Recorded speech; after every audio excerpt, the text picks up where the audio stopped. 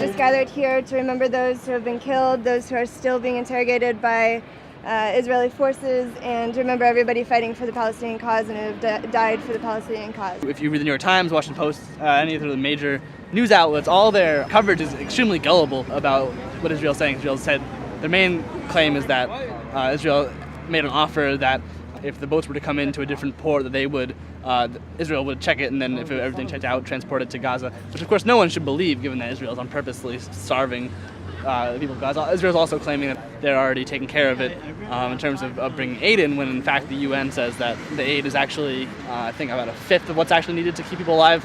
Construction materials, water, banking stuff, everything you need to actually build a civilized society has been totally kept away from people in Gaza. So what's crazy is that none of that is sort of given for context in any of the Times reports. Everything's about how, essentially repeating what Israel's saying about the boat being run by Hamas and Al-Qaeda, which is obviously insulting and far from the truth. But also just about the idea that these unarmed aid workers attacked the fourth largest military in the world when they came on board. People are circulating this video of Israeli soldiers coming in, but there's also footage of that supposedly that shows that Israel fired on the boats before even boarding them. What Israel did is obviously a massive crime, and the role that the American press has played has been racist and awful, but the United States government is also complicit. Our President Barack Obama is also complicit. The way Israel is able to get its arms, its money, its military, the kind of weaponry used against this peaceful Flotilla, all of that money comes from the United States.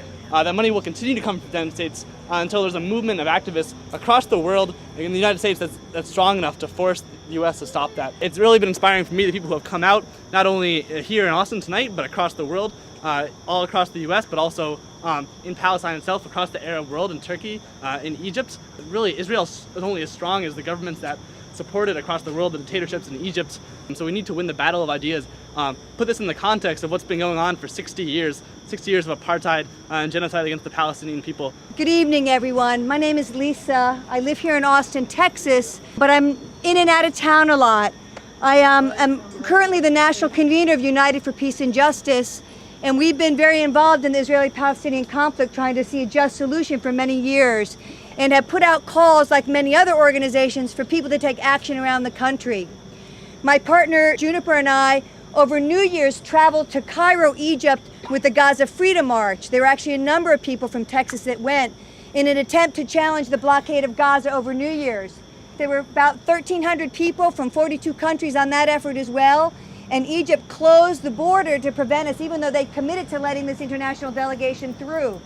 We know that Egypt and Israel have some common interests, and unfortunately, very few people were able to get through and deliver the aid they had brought, even though a small delegation went to be part of a solidarity group on New Year's Day when there was a march. And the internationals in Cairo marched on New Year's Day, but were brutally put down by the Cairo police. And that began to build some more international tension about this blockade. And now we have the flotilla.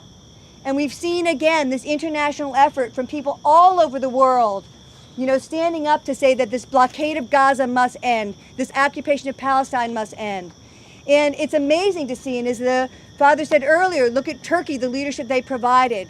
But the bottom line, until people in this country really stand up and are willing to take more action, we're not going to see this balance of power shift in the Middle East. Because the United States is spending billions of dollars every year, and you all know this is usual suspects here. What we need to do is figure out how we take this incident and this incredible loss of life, and how do we honor that loss and the commitment that the people from around the world made to join this flotilla. It would be pretty easy for us to do a couple simple acts. Being here tonight is a great first step.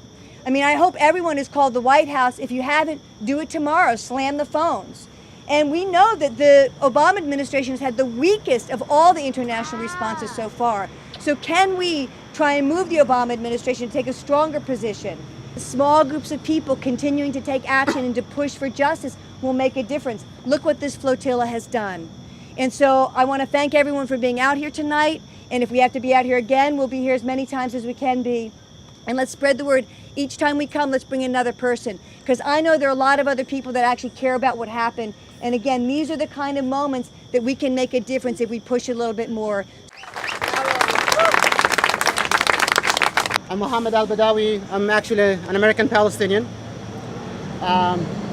with all the sadness that we all have, we all saw what happened with the massacre that happened and the piracy that happens in the high seas. It's amazing how the truth is being tainted. It's amazing how Israel today has the audacity not only just to kill innocent civilians, but to claim today that they were terrorists. So my friends, you're all terrorists because you are peace activists for the Middle East, for peace and justice in the Middle East. According to the Israelis, you're all terrorists. It's the new reality of this world. But this is not going to happen, not on our watch. What we are doing today is actually we are holding on to the core foundations of this great nation. The core foundation that all human beings have the right to live in peace and justice.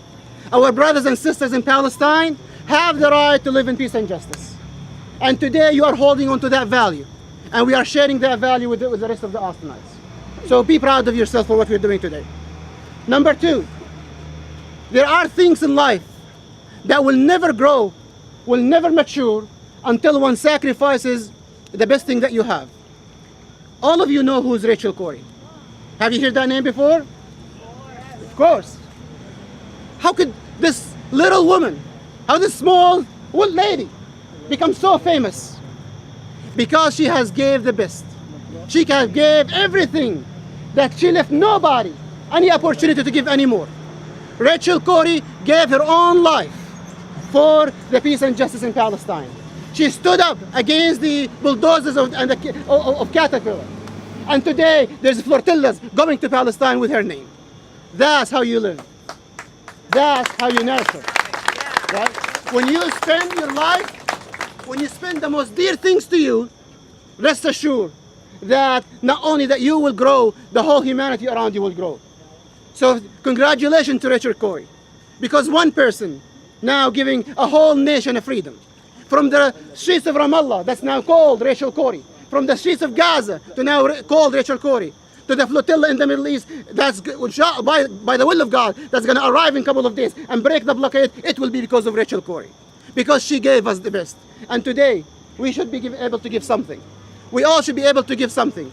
Sheikh Islam alluded, as we Muslims believe that everyone has to do something. Whether you could do it in your hand, do it. If you can join the flotilla, join it. If you can do it with your mouth, speak it. Or the least you could do is just in your heart, feel how evil, how bad the Israeli actions against the Palestinians. Because they are terrorists, because they are murderers, because they kill at will. They kill without any reasons. They wanted to send a signal to anyone. If you try to break the blockade, we will kill you just as we killed those people. But they are dead wrong. Because when they killed Rachel Corrie, we had the flotilla today. And because of those martyrs that have died in the seas, we will have many more flotillas until that blockade is dead. You could rest assured of that. You try to break the will of the Palestinians, you try to break the will of the people, guess what? You only break your own human being. You destroy yourself from the inside. Those soldiers, those terrorist soldiers of the Israelis who had the audacity to pull that trigger to shoot a peace activist. How could they live with themselves? How could you live in a night and say, I killed a peace activist? This guy is in the middle of the sea. Left his own home, left his own family to bring peace to the people of Palestine, and you shoot him dead? How dare they? They don't fear the consequences. They know they have an ally in Washington, D.C. that will protect them. They know, right, that their propaganda machines will protect them. If we are international water, then wait a minute, even if they were not international water, Gaza is occupied. Gaza is under siege. Every human being have the right to bring into that blockade. Right.